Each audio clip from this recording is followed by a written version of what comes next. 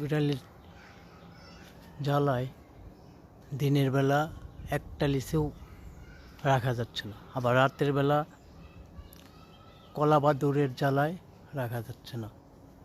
এখন কি উপায়? এই যে বিভিন্ন রকমের পাখির আনাগোনা বাড়ছে, আজ লিচুগুলোতে কীটনাশক দেওয়ার কারণে দ্রুত গাগুলো লাল হয়েছে। হলুদ পাখি, দোয়েল পাখি, উপরে তো অনবরত চলতেছে কাঠবিড়ালি পাখি, এইগুলো সদকায়ে জারিয়া।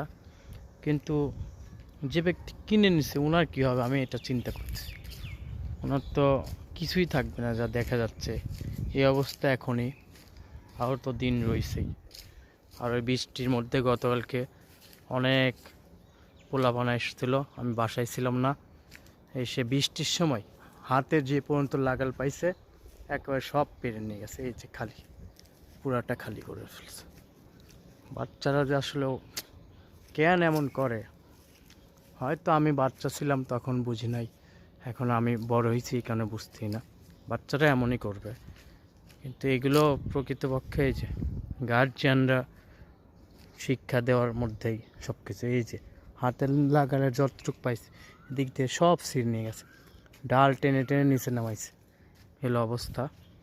বৃষ্টির মধ্যে আসে এই কয়েকটা পোলাপান আছে, এটা খুবই মারাত্মকভাবে চুরি করে। এখন এটা পাহারা দিয়ে রাখা খুবই কষ্ট হয়ে যাচ্ছে। খেতে পারবো কিনা আল্লাহ জানে। এখন দেখা যাক, আল্লাহ ভরসা। যে পর্যন্ত আমার অ্যাবিলিটি আছে এই পর্যন্ত দেখবো। যে অনেক পাখি খাক, পশু পাখি এগুলো খাইলে ক্ষতি নেই। মাত্র একটা খায়া ফেলছে।